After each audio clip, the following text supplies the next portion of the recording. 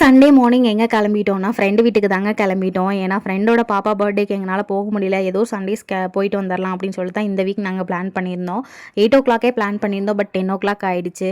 ஏன்னா பாப்பா எங்கேயாவது கிளம்பணும்னு நல்லா நினச்சாதான் நல்லா தூங்குவாங்க. சரி நல்லா தூங்கி எழுந்திரிச்சதும் எங்களுக்கு நல்லது தான். ஏன்னா ப்ளே பண்ணுவாங்க அங்கே போயிட்டு நம்மளை டிஸ்டர்ப் பண்ணாமல் அப்படின்னு சொல்லிட்டு கிளம்பிட்டோம். போகிற வழியில் பாப்பாவுக்கு என் ஃப்ரெண்டோட பாப்பாவுக்கு வந்து ட்ரெஸ் எல்லாம் பர்ச்சேஸ் பண்ணிட்டு போயிட்டோம். வீட்டுக்கு போயிட்டு போனது வெல்கம் ட்ரிங்காக வந்து லெமன் ஜூஸ் கொடுத்தாங்க. குடிச்சிட்டு அப்போ வந்து ஃப்ரெண்டோட பாப்பா தூங்கிட்டு இருந்தாங்க. எந்திரிச்சதும் ஒரே தீரா குட்டிக்கு சந்தோஷம். ஏன்னா விளையாடுறதுக்கு ஒரு ஆள் கிடச்சிட்டாங்க அப்படின்னு சொல்லிட்டு நாங்கள் ஒரு 2 ஃப்ரெண்ட்ஸ் வந்து ரொம்ப நாள் கழித்து சேர்ந்தா என்னெல்லாம் நடக்கும்னு யோசிச்சு பாருங்களேன். ஏன்னா ரொம்ப நாள் கதையெல்லாம் பேசிட்டு அப்படியே நானும் அவளும் சேர்ந்து சமைச்சிட்டு இருந்தோம். சமைச்சிட்டு பாப்பாங்களுக்கும் வந்து ஃபுட் ப்ரிப்பேர் பண்ணிகிட்டு இருந்தோம். அந்த கேப்பில் எங்கள் வீட்டுக்காரரும் அவங்களோட வீட்டுக்காரரும் வந்து 2 பேரும் டிவி பார்க்க ஆரம்பிச்சிட்டாங்க. ஏன்னா ஒரு மூவி போட்டு உட்காந்துட்டாங்க. அதுலேயே இன்ட்ரெஸ்ட்டாக முழுகிட்டாங்க. அப்புறம் நாங்களும் சமைச்சு முடிச்சுட்டு வந்து கொஞ்ச நேரம் எல்லோரும் வெளியே உட்காந்து பாப்பாங்க கூட டைம் ஸ்பெண்ட் பண்ணிகிட்டு இருந்தோம். அவங்களுக்கு ஊட்டிட்டு அப்புறம் பேசிட்டு எல்லாம் விளையாண்டுட்டு கொஞ்ச நேரம் டைம் ஸ்பெண்ட் பண்ணிகிட்டு இருந்தோம்.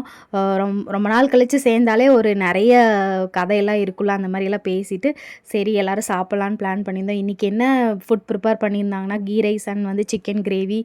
அவங்க வந்து ஃபாஸ்டிங் இருக்கிறதுனால அவங்களுக்கு வந்து இது மஷ்ரூம் கிரேவி பண்ணிட்டு எல்லோரும் சாப்பிட்டுட்டு ஐஸ்கிரீம் சாப்பிட்டு டே வந்து இன்றைக்கி ஃபுல்லாக இங்கேயே முடிஞ்சுது. நாங்கள் எல்லோரும் பாய் சொல்லிவிட்டு கிளம்பிட்டோம். இனி எப்போ மீட் பண்ண போகிறோன்னு தெரியல.